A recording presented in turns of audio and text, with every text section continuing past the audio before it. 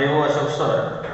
आज हम पार्ट 1 का चैप्टर 1 का यानी मैथमेटिकल लॉजिक का आगे का पोर्शन स्टार्ट करने वाले हैं and that portion is quantifier. We know that open sentences are never with statement in logic. अगर ये जो ओपन सेंटेंस है उसका कन्वर्शन अगर स्टेटमेंट में करना है तो हम क्वांटिफायर की मदद से कर सकते हैं। That means here we can convert the open sentences into the statement by using quantifiers. देखो ये quantifier क्या है? See about the quantifier. These are the words or group of words which are used to convert the open sentences into the statement. देखो, these are the words or group of words. एक तो कुछ शब्द है और group of words है which are use to convert open sentences into the statement. उनका जो फंक्शन है वो क्या है? That convert the open sentences into the statement. तो ऐसी जो शब्द है उसको बोलेंगे हम क्वांटिफायर। अब देखो कौन सी शब्द है? We use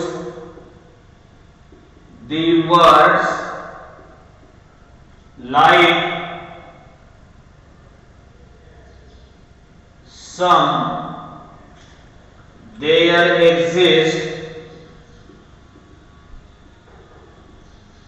all, etc. ऐसे कुछ शब्द है वो हम यूज करते हैं ओपन सेंटेंस का कन्वर्शन स्टेटमेंट में बनाने के लिए। तो ऐसे जो वर्ड्स है उसको बोलते हैं हम क्वांटिफायर। तो देखो क्वांटिफायर के कितने टाइप्स हैं? देयर आर यानी टाइप्स ऑफ क्वांटिफायर। देखो there are two types of quantifiers. There are two types of quantifier. Quantifier के दो टाइप्स हैं। Number 1 universal quantifier and second one is existential quantifier. Here these are the two types of quantifiers, universal quantifier and second one is existential quantifier. So see one by one. Number 1 universal quantifier।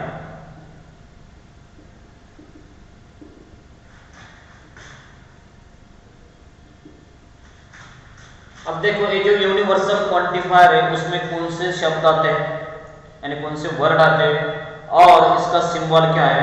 तो यहाँ पे जो word आते हैं वो word ध्यान में रखो। यहाँ पे वर्ड आते हैं ऑल। कौन सा वर्ड आता? मैक्सिमम ऑल वर्ड आता। और उसका जो सिंबल है वो सिंबल देखो, सिंबल उसका सिंबल है ये साइन, उसको बोलते हैं हम for all. Read as for all. तो ये जो क्वांटिफायर है उसको बोलेंगे हम यूनिवर्सल क्वांटिफायर। कौन सा वर्ड आता? ऑल वर्ड आता और ये इसका सिंबल है। And here every quantifier is associated with a collection. जो दोनों क्वांटिफायर एक कलेक्शन के साथ आते हैं, कुछ कंडीशन भी रहती है वहां पे। एक तो कलेक्शन रहता और दूसरी कंडीशन रहती है। अब इसकी जो ट्रूथ वैल्यू वो कैसे लेनी है ये देखो। इसकी ट्रूथ वैल्यू कैसे है? और ट्रू कब बनेगा, फॉल्स कब बनेगा। जब कलेक्शन के साथ यूनिवर्सल क्वांटिफायर आएगा तब सभी ऑब्जेक्ट के लिए अगर कंडीशन यानी लागू है तभी वो स्टेटमेंट ट्रू बनेगा। एक ऑब्जेक्ट के लिए भी कंडीशन सपोज लागू नहीं है, वो कंडीशन सेटिस्फाई अगर नहीं करता, then the given statement is false. देखो जितने भी ऑब्जेक्ट है सबके लिए अगर कंडीशन सेटिस्फाई है then the truth value of that statement is true. अगर सबके लिए भी कंडीशन सेटिस्फाई नहीं है और एक के लिए भी कंडीशन सेटिस्फाई नहीं है तब जाके वो बनेगा false. So this is about the truth value of universal quantifier. Then second one is existential quantifier. See the second type, existential quantifier. उसमें जो ज्यादातर वर्ड आते हैं वो आते हैं सम या देयर एग्जिस्ट, देयर एग्जिस्ट ऐसे वर्ड आते हैं। अगर ए वर्ड से ओपन सेंटेंस का कन्वर्शन हमने स्टेटमेंट में किया तब जाके उस क्वांटिफायर को बोलेंगे हम existential quantifier. Then see the symbol of this quantifier, उसका सिंबल है ए साइड, लेफ्ट साइड वाला ई, उसको हम बोलेंगे देयर एग्जिस्ट। और फॉर सम ऐसा भी बोल सकते हैं, रीड एज देयर एग्जिस्ट और फॉर सम भी हम उसको बोल सकते हैं। फॉर सम का मतलब क्या है, कुछ वैल्यू के लिए जो वेरिएबल रहेगा उसके साथ अटैच, उसके कुछ वैल्यू के लिए अगर कंडीशन सेटिस्फाई है तो हम एक्जिस्टेंशियल क्वांटिफायर यूज करते हैं। अब देखो इसकी ट्रूथ वैल्यू कैसी है। अगर जो कलेक्शन दिया है उसमें से सभी ऑब्जेक्ट के लिए कंडीशन सेटिस्फाई है तब वो ट्रू रहेगा। मिनिमम वन ऑब्जेक्ट के लिए भी कंडीशन सेटिस्फाई है तभी वो ट्रू ही रहेगा, लेकिन एक भी ऑब्जेक्ट के लिए कंडीशन सेटिस्फाई नहीं है तो वो रहेगा फॉल्स। देखो दोनों में क्या डिफरेंस है। अगर यूनिवर्सल क्वांटिफायर है मतलब सभी के सभी ऑब्जेक्ट को कंडीशन सेटिस्फाई होनी पड़ेगी। अगर सभी ऑब्जेक्ट की कंडीशन सेटिस्फाई है तब जाके वो ट्रू बनेगा, लेकिन एक्जिस्टेंशियल में वैसा नहीं है। अगर कुछ ऑब्जेक्ट कंडीशन सेटिस्फाई करते हैं तब उसकी वैल्यू हम ट्रू ले सकते हैं, उसकी वैल्यू ट्रू रहती है। लेकिन अगर एक ही ऑब्जेक्ट कंडीशन सेटिस्फाई नहीं करता तब जाके वो फॉल्स बनेगा। सो this is about the existential quantifier. अब देखो quantified statement, quantified statement, see about the quantified statement. If an open sentence is converted into a statement by using quantifier, then it is known as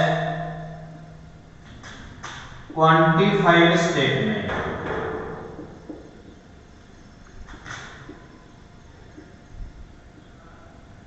See this definition. See this definition.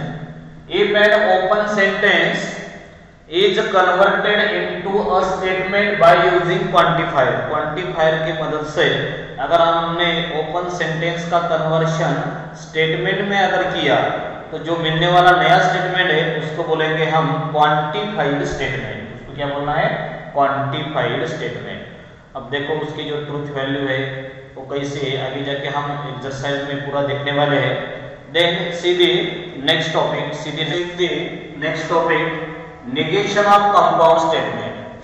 जो सभी compound statement है उसका negation हमको देखना है, उसके फार्मूले हमको डिस्कस करने हैं।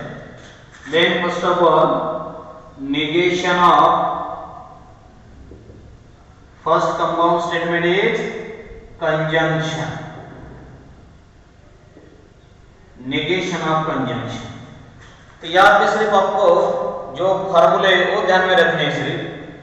सो see the formula, negation of P and Q is equivalent to, उसका निगेशन रहेगा negation of P or negation of Q।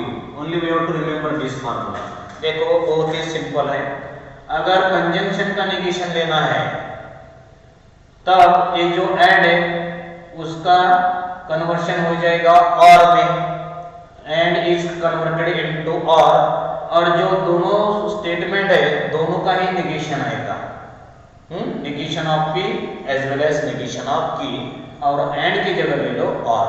That means the negation of conjunction of two statement is equivalent to the or is equal to the disjunction of their negation. तो ये formula ध्यान में रखो सिर्फ, negation of P and Q is equivalent to negation P or negation Q। Then number 2, negation of disjunction, negation of disjunction. So formula is negation of P or Q is equivalent to negation of P and negation of Q. देखो इसके जैसा है, यहाँ पे और है तो और की जगह एंड ले लो और दोनों का निगेशन ले लो। That means the negation of disjunction of two compound statement is equivalent to the conjunction of their negation. देखो और है और की जगह एंड ले लो और ये जो दोनों स्टेटमेंट है दोनों का ही निगेशन ले लो। तो ये जो दो फार्मूले हैं, these two formulas are also called as De Morgan's law। उसको क्या बोल सकते हैं हम? De Morgan's law भी उसको बोल सकते हैं। These are the De Morgan's law। उसको हम डी मॉर्गन्स लॉ बोलते हैं। डी मॉर्गन का फर्स्ट लॉ है, ये डी मॉर्गन का सेकंड लॉ है। ये जो डी मॉर्गन्स लॉ आगे भी हमको आने वाला है, नेक्स्ट टॉपिक पे आगे भी वो आने वाले हैं। तो ये ध्यान में रखो, दो फार्मूले, निगेशन ऑफ कंजंक्शन और negation of disjunction. Then third one is negation of negation. देखो निगेशन का निगेशन लेना है। So negation of negation P is equivalent to P। अगर निगेशन का निगेशन लेना है तो निगेशन निगेशन कैंसिल हो जाएगा, only we get the initial statement that is P। तो ध्यान में रखो, negation of negation P is equivalent to P। Then number 4 is negation of conditional or implication. देखो कंडीशनल का निगेशन कैसा लेना है। So negation of P conditional Q, negation of P conditional Q is equivalent to P and negation Q। देखो ये formula ध्यान में रखना है आपको। Negation of P conditional Q is equivalent to P and negation Q। Take first statement as it is, बीच में and connective डालना है और जो सेकंड स्टेटमेंट है उसका निगेशन लेना है, P and negation Q। Then see the last one, number 5, negation of biconditional. Negation of biconditional, देखो यहाँ पे भी फार्मूला ध्यान में रखो।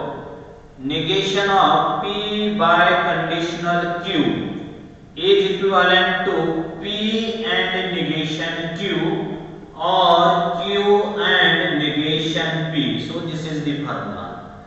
देखो अगर दोनों statement if and only if एक कनेक्टिव से ज्वाइन किए हैं तो तब उसको बोलेंगे हम बाय कंडीशनल, और उसका अगर हमको निगेशन लेना है तो ये फार्मूला देखो, P and negation Q, first statement बाद में एंड कनेक्टिव सेकंड का निगेशन करो, बाद में और कनेक्टिव ले लो, second statement as it is ले लो, एंड कनेक्टिव ले लो और जो फर्स्ट स्टेटमेंट है उसका निगेशन करो। आगे जाके एक्सरसाइज में हमको ये सब एग्जांपल आने वाले हैं। तो ये जो 5 फार्मूले है, इस formulas are very very important, ये ध्यान में रखो, फार्मूले पूरे अच्छी तरह से लर्न करो। Then see the next one is negation of quantified statement, negation of quantified statement। Quantified statement हमने देखा, एक तो यूनिवर्सल क्वांटिफायर आएगा, नहीं तो एग्जिस्टेंशियल क्वांटिफायर आएगा। तो उसका निगेशन कैसा लेना है वो देखो। यहाँ पे रूल्स देखो क्या करना है। अगर यूनिवर्सल क्वांटिफायर है तो उसकी जगह एग्जिस्टेंशियल ले लो और जो कंडीशन दी है उसका निगेशन ले लो। Okay, so replace this universal quantifier by existential quantifier and take negation of given condition. जो कंडीशन दी जाएगी उसका निगेशन ले लो। वो कंडीशन में अगर अफर्मेटिव है स्टेटमेंट तो उसका नेगेटिव करो, नेगेटिव है तो अफर्मेटिव करो। ओके, देन सेकंड रिप्लेस, अगर एग्जिस्टेंशियल है तो उसकी जगह ले लो universal and take negation of given condition. यहाँ पे भी जो कंडीशन दी जाएगी उसका निगेशन लेना है।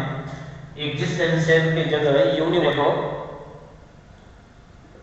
जो एग्जिस्टेंशियल है उसकी जगह ले लो universal and take the negation of given condition. Then replace all by some word and vice versa and take the negation of remaining statement। देखो यहाँ पे अगर वर्ड में हमको स्टेटमेंट दिया है क्वांटिफाइड, तो वर्ड में रहेगा ऑल वर्ड रहेगा, नहीं तो सम वर्ड रहेगा। तो ऑल वर्ड अगर आ गया तो इसकी जगह सम वर्ड ले लो और जो सेंटेंस दिया हुआ है रिमेनिंग जो पार्ट है उसका निगेशन ले लो। नेगेटिव है तो अफर्मेटिव करो, अफर्मेटिव है तो नेगेटिव करो। और इसका उल्टा भी ध्यान में रखो, अगर स्टेटमेंट में सम वर्ड है तो सम वर्ड की जगह ऑल वर्ड ले लो और जो बचा हुआ सेंटेंस है उसका क्या ले लो, निगेशन ले लो। मतलब अफर्मेटिव की जगह नेगेटिव ले लो और नेगेटिव की जगह अफर्मेटिव ले लो।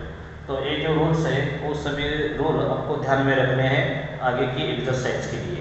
इसलिए next topic converse, inverse and contrapositive of conditional statement. जो कंडीशनल स्टेटमेंट है उसका लेना है हमको कॉन्वर्स, इनवर्स और कॉन्ट्रापोजिटिव। इसके लिए भी आपको 3 फार्मूले ध्यान में रखने पड़ेंगे। Suppose this statements are P and Q, तो उसका कंडीशनल स्टेटमेंट क्या बनेगा, P conditional Q। Let P conditional Q be any conditional statement. ये है कंडीशनल स्टेटमेंट। इसका मतलब जो 2 स्टेटमेंट है वो कौन से कनेक्टिव से ज्वाइन किए हुए, इफ देन कनेक्टिव से ज्वाइन किए, उसको बोलेंगे हम कंडीशनल स्टेटमेंट। अब ये जो कंडीशनल स्टेटमेंट है उसका लेना है हमको कॉन्वर्स, इनवर्स और कॉन्ट्रापोजिटिव। तो देखो पहला formula here, first of all see the converse. So converse of P conditional Q is Q conditional P। तो ये फार्मूला ध्यान में रखो, ये रहेगा इसका कॉन्वर्स। सेकंड इनवर्स, देखो P कंडीशनल Q का इनवर्स रहेगा negation P conditional negation Q। Then third one is contrapositive. The contrapositive of P conditional Q is negation Q conditional negation P. So these are the three formulae. ये जो फार्मूले है वो ध्यान में रखना है क्योंकि एक्सरसाइज में इसके ऊपर क्वेश्चंस है।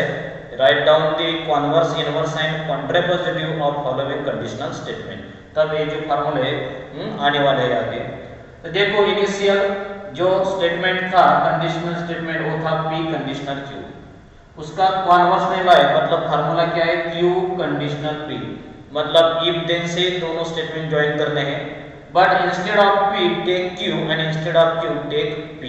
उसको उल्टा करना है। P की जगह Q ले लो, Q की जगह P। यानी पहला जो स्टेटमेंट उसकी जगह दूसरा ले लो, दूसरे की जगह पहला ले लो और इफ देन से ज्वाइन करो, वो रहेगा इसका कॉन्वर्स।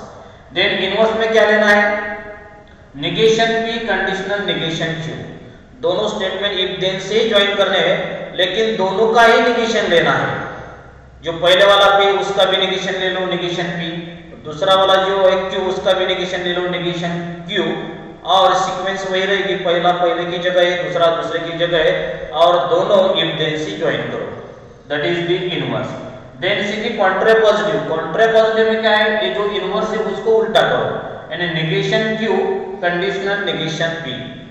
दोनों स्टेटमेंट जो है इफ देन से ही ज्वाइन करने हैं, दोनों का ही नेगेशन लेना है लेकिन स्टार्टिंग में नेगेशन Q यानी दूसरा वाला लेना है विद नेगेशन, बाद में जो पहला वाला स्टेटमेंट है वो लेना है विद नेगेशन।